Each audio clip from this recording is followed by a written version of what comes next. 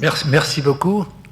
Je veux dire tout de suite que je suis très touché que le secrétaire perpétuel de l'Académie du Royaume, Jalil Bajamri, m'ait invité à être parmi vous aujourd'hui. Ça me fait vraiment un très grand plaisir.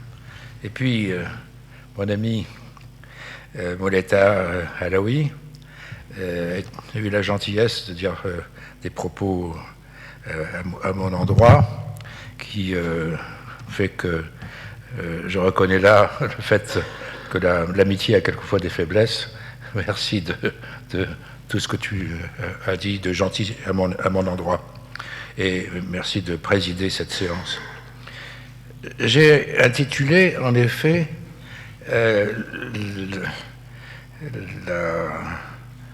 l'intervention que je vais faire, de la clinique au gène, une avancée. Et puis je me suis dit, ça aurait pu être, au fond, aussi une révolution. J'ai hésité entre les deux mots.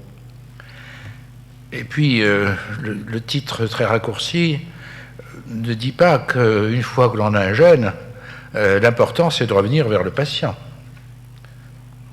Il y a donc une boucle vertueuse. On parle d'un patient, on va au gène, on y revient. Et on y revient pour y faire quelque chose. Mais il y a aussi des limites. Et on essayera de voir comment ces limites peuvent être définies et réglées. Je m'adresse aux maladies génétiques, c'est celles que je connais le moins mal.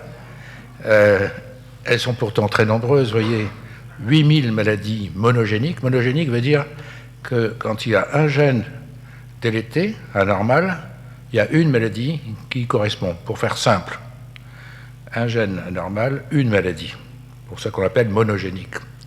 L'expression clinique est extrêmement complexe, souvent méconnue par les médecins de ville, les médecins de campagne, quelquefois même dans les grandes villes. Pourtant, ces affections sont graves, chroniques, invalidantes, font vraiment souffrir et touchent plusieurs enfants dans une famille donnée. Quand il y a un cas, cela peut se renouveler, bien entendu. Puis ce sont des maladies que l'on dit orphelines, parce que souvent elles sont méconnues, mais aussi parce qu'elles ont très peu de thérapeutiques possibles. On dit qu'il y a moins de 1% des malades atteints de maladies génétiques qui sont traités aujourd'hui en Europe. C'est dire toute la recherche qu'il faut pour arriver à les soulager, sinon quelquefois les guérir. Elles sont nombreuses en France. On considère qu'il y en a 3 millions, 30 millions en Europe, 35 millions aux États-Unis. On ne connaît pas le chiffre au Maroc, en tout cas moi je ne le connais pas, mais on peut l'estimer à environ 3 millions en raison de la fréquence de la consanguinité.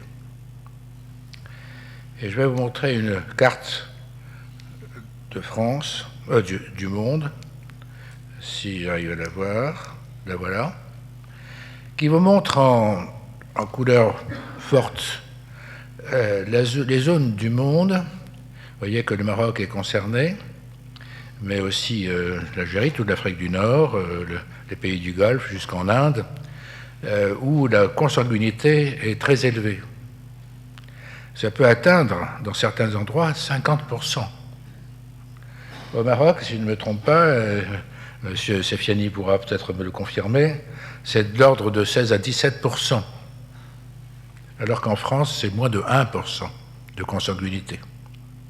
Et donc, la consanguinité est un facteur d'amplification, vous vous en doutez, puisqu'il faut que les gènes du côté maternel et du côté paternel, dans les maladies qu'on appelle autosomiques récessives, se rejoignent chez un enfant pour que la maladie s'exprime. S'il y a une consanguinité, il y a beaucoup plus grand risque qu'il y ait la rencontre de ces deux gènes, paternel et maternel, chez le même enfant. Et donc, l'une peut-être des principales préventions de la survenue de maladies génétiques, c'est de limiter autant que possible la consanguinité. Mais ça pose un problème que vous pouvez imaginer, social, religieux, de toute nature. Je ne veux bien entendu pas m'appesantir pour l'instant sur cette question-là, mais enfin, je pense qu'on pourrait éventuellement en discuter.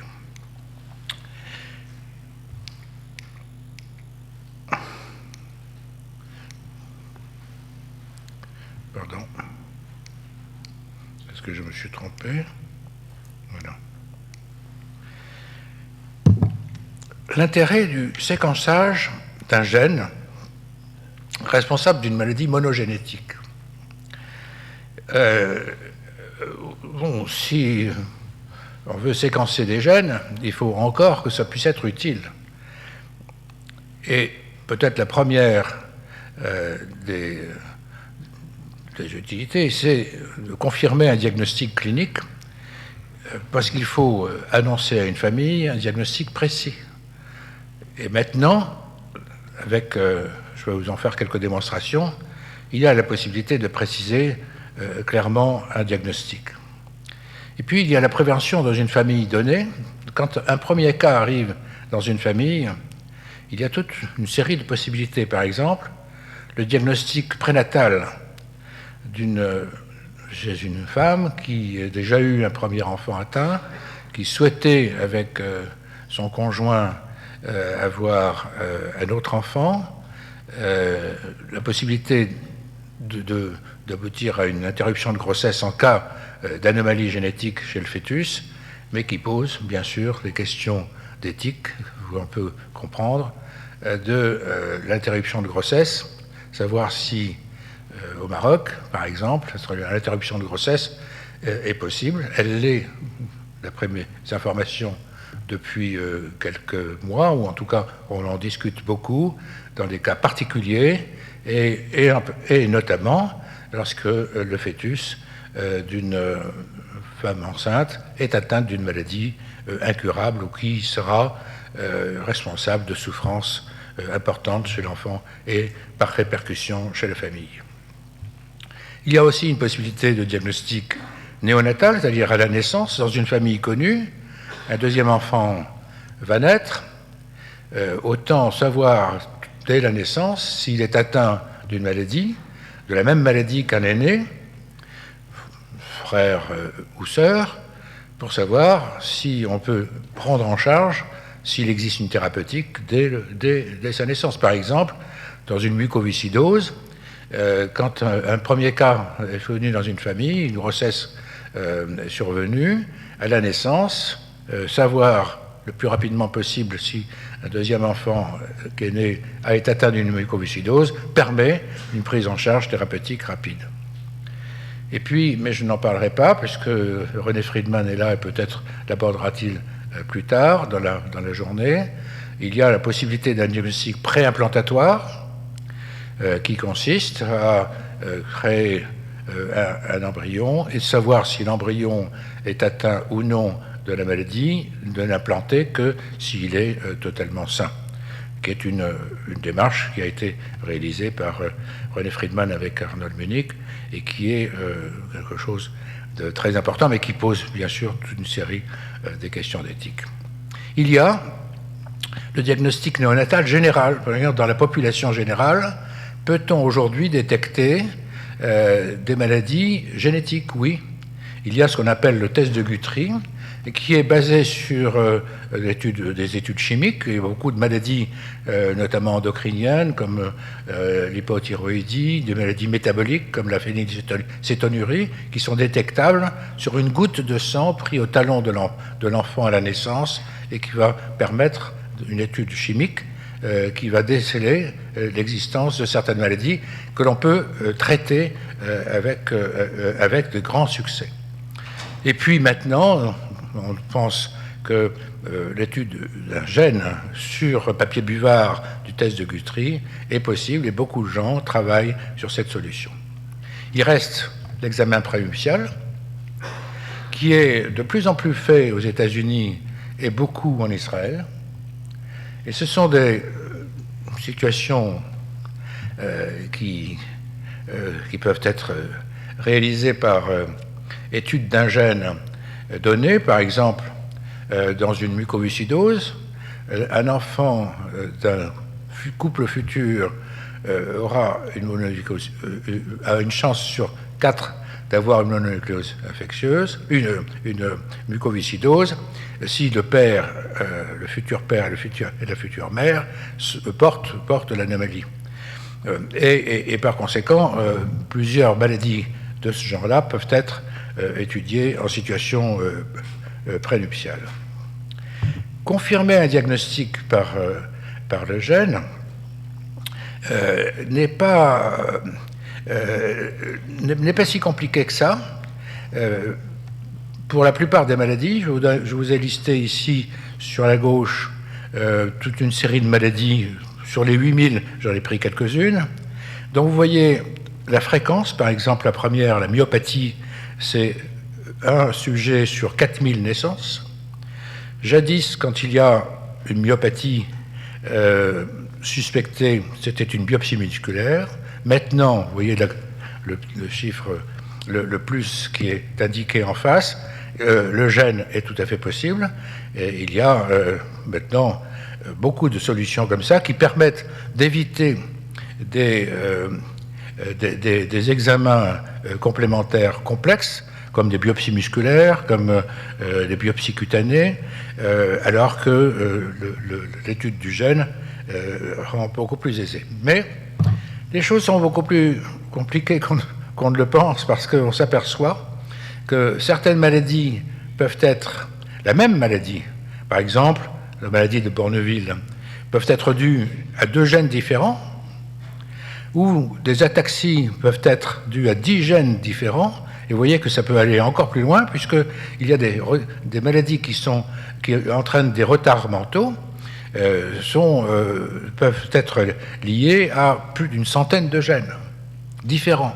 Donc, ce qui veut dire 100 maladies différentes ou 100 délétions différentes qui vont provoquer un retard mental. Vous voyez la complexité des maladies génétiques.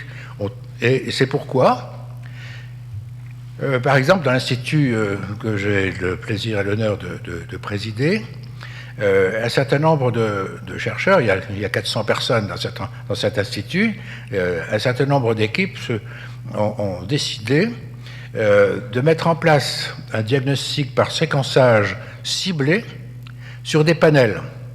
Des panels, c'est-à-dire des séries de gènes sur lesquels on va placer le matériel humain permettant de détecter une délétion donnée pour un certain nombre de maladies. Et si vous regardez, il y a environ 1000 maladies dans la colonne en rouge, la première colonne à gauche en rouge, qui commence par 2 là-haut pour le syndrome d'Alport, et qui se termine en bas pour les déficits immunitaires. Vous voyez qu'il y a 280 gènes différents qui pourraient être détectés pour des maladies touchant le système immunitaire. Alors je ne peux bien entendu pas vous détailler l'ensemble de ces maladies, tellement c'est complexe, mais j'ai choisi celle que je connais le moins mal, les déficits immunitaires héréditaires, qui ont été le sujet de mes recherches pendant ces 40 dernières années. Les déficits immunitaires héréditaires sont des infections des enfants qui font des infections graves et répétées, qui ont des symptômes cliniques qui permettent quelquefois des orientations. Par exemple, notre président citait une maladie qui porte mon nom, c'était un albinisme avec un défaut d'immunité, comme ça que j'ai pu repérer que c'était une maladie particulière, d'autres maladies encore. Il y a une fréquence des cancers, et il y a finalement plus de 300 maladies distinctes avec un gène connu, et pourtant 40% des patients n'ont pas encore de gène reconnu. Vous voyez tout le travail qui reste à faire.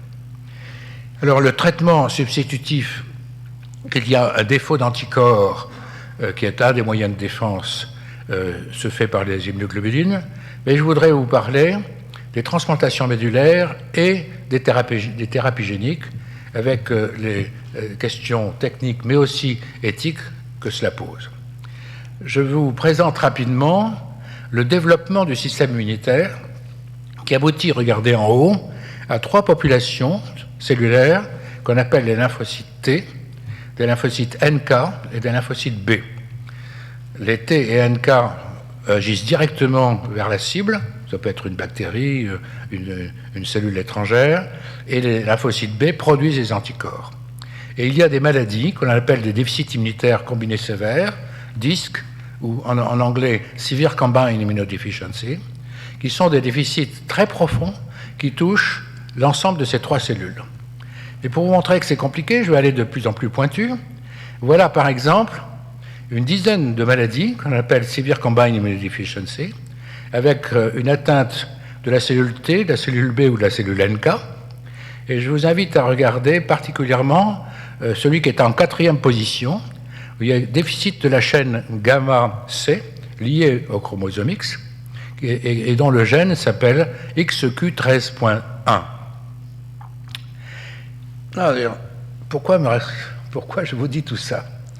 C'est parce que, sachant toutes ces possibilités maintenant, il est possible de faire soit une allogreffe, soit une thérapie génique chez ces patients.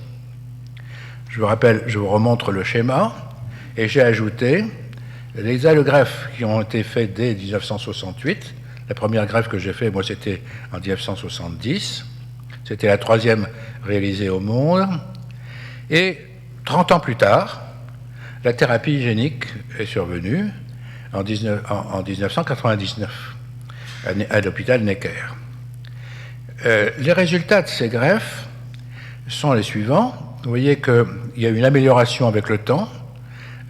En bleu, vous avez les greffes faites dans les années 70, 80, 90. Vous voyez que les résultats à long terme ne dépassent pas 50% de succès. Pourtant, on est en situation d'identité pour les groupes HLA. C'est très important de considérer l'identité ou pas des antigènes d'histocompatibilité qui a été décrit par Jean Dossé, comme vous le savez. Et puis, avec le temps, en rouge, puis en jaune, puis en vert, vous voyez qu'on améliore beaucoup les scores, les succès, sans pourtant faire mieux que 70% de succès, ce qui est bien, parce que ce sont des maladies de toute façon fatales, qui décèdent avant l'âge d'1 an ou 2 ans, et qui sont, par contre, quand ils sont greffés comme ça, sauvés à vie. Ma première greffe que j'ai réalisée, c'était il y a 40 ans, d'une petite fille, d'une jeune femme qui a maintenant 3 enfants parfaitement sains, etc. Et nous avons dépassé 1000 greffes à l'hôpital Necker. Mais la thérapie génique est venue chez les sujets qui n'ont pas de donneur HLA identique, ni un frère-sœur identique, ni un père ou une mère qui puisse donner une greffe de moelle. Alors, la thérapie génique est possible. Et je vous explique comment cela se fait. Et on prend chez le malade lui-même la moelle osseuse sous anesthésie générale, c'est très simple. Une sélection cellulaire, une culture de ces cellules, des cellules souches, et incubée avec un vecteur viral qui comprend le gène qui est délété chez le patient. Le virus pénètre la cellule en apportant ce qui manque, et ce qui manque, c'est justement le WQ13.1 dans le cas précis que j'ai pris et qui concerne la première thérapie génique qui a été réalisée dans les déficits immunitaires par Alain Fischer et Marina Cavazana-Calvo, qui sont mes anciens collaborateurs et qui ont un succès très important, puisque vous voyez ici les résultats. 90% de survie, 85 survies sans maladie de ces patients. Il y a maintenant une quarantaine d'enfants qui ont été traités. Il y a malheureusement un hic, c'est qu'il peut y avoir des effets secondaires, et on s'est aperçu que le virus que l'on introduit dans les cellules souches et qui apporte le gène délété le gène normal pour remplacer le gène délété peut entraîner des effets inattendus, dans quelques cas, comme des leucémies aiguës. Et c'est pourquoi un travail important est fait maintenant pour tenter de modifier les vecteurs, car ce n'est pas le gène lui-même qui peut provoquer une leucémie, mais le vecteur qui peut engager. Et puis, ces succès que je viens de vous montrer ici ont permis de penser qu'il pourrait y avoir d'autres maladies qui sont liées à des anomalies des cellules souches qui peuvent être réalisées. Et c'est ainsi que, tout récemment, Marina Cavazola-Calvo a tenté des thérapies géniques dans une maladie, regardez en bas et à droite, qu'on appelle les hémoglobinopathies, la thalassémie et la drépanocytose. Je vous parle de la drépanocytose parce que c'est le résultat le plus récent. Il a 3 semaines seulement. Il a été publié il y a 3 semaines par Marina Cavazola-Calvo. Pour vous donner un exemple, et il y a tellement d'autres exemples possibles, mais celui-là est important. La drépanocytose, qu'on appelle encore anémie falciforme, je vais vous montrer pourquoi tout à l'heure, falciforme, qui ressemble à une faux, fréquente en Afrique subsaharienne, 50 millions dans le monde. C'est la plus fréquente des maladies génétiques en France. Elle touche avant tout les personnes venant d'Afrique subsaharienne. L'espoir de vie qui est plus volontiers de 10 ans, 15 ans que de 30 ou 40 ans, avec une fréquence de transfusion sanguine énorme, chaque mois, avec les conséquences que vous pouvez imaginer des transfusions sanguines, non seulement les maladies infectieuses, mais aussi le dépôt de fer, qu'on appelle des hémosidéroses secondaires. Nombreux incidents douloureux, parce que cela provoque des lésions articulaires et neurologiques. Et donc, là, un espoir, peut-être, de thérapie génique. Voilà, par exemple, ces hématies falciformes. Vous avez en haut quelques images de globules rouges normaux, et la majorité de la photo montre des globules rouges tout à fait anormaux, en forme de faux, de la drépanocytose, et vous comprendrez pourquoi c'est une maladie assez terrible qui sévit dans le monde entier, mais qui est beaucoup plus fréquente dans les pays, vous voyez, qui sont de couleur marron. Vous voyez que le Maroc n'est pas épargné, que c'est surtout l'Afrique, mais il y en a dans beaucoup d'autres pays, et l'on estime qu'il y a 350 000 enfants qui naissent chaque année avec cette pathologie, avec un espoir de vie, je vous ai dit, courte. 9 millions de femmes avec un trait pathologique sont enceintes chaque année. Et c'est la plus fréquente, je le répète, des maladies génétiques en France. La thérapie génique est donc possible. Elle n'a été faite pour l'instant que dans 3 cas, mais extrêmement riche d'espoir. Quand il n'y a pas de sujet HLA identique avec les mêmes groupes d'histocompatibilité dans une famille, on peut tenter une thérapie génique. Et il n'y a aucune toxicité. Regardez la liste que j'ai mise à droite. Il n'y a aucun risque de toxicité lié à la greffe, puisqu'il ne s'agit pas d'une greffe, mais d'une thérapie génique. C'est une hospitalisation qui est courte, sans complications immunologiques. Mais on ne connaît pas encore les résultats à long terme, c'est trop récent. Cela dit, ça peut très bien être dans le futur, avec toutes les limites qu'il faudra établir et une réflexion forte, bien entendu, une des possibilités de thérapeutique de certaines maladies génétiques qui sera beaucoup moins coûteuse et beaucoup plus aisée à réaliser qu'une greffe de moelle osseuse. Je terminerai par vous parler très brièvement de ce que M. Schneeweiss vous a dit hier en vous parlant de CRISPR-Cas9. vous vous souvenez qu'il vous a dit qu'il y avait maintenant des techniques très particulières, toutes récentes, qui ont été publiées dans des très grandes revues, Cell, Nature, Science, par surtout Emmanuel Charpentier et Jennifer Doudna. Je vous explique comment cela peut se faire, non pas avec celle-ci, mais ici, par exemple, pour faire quelque chose de simple.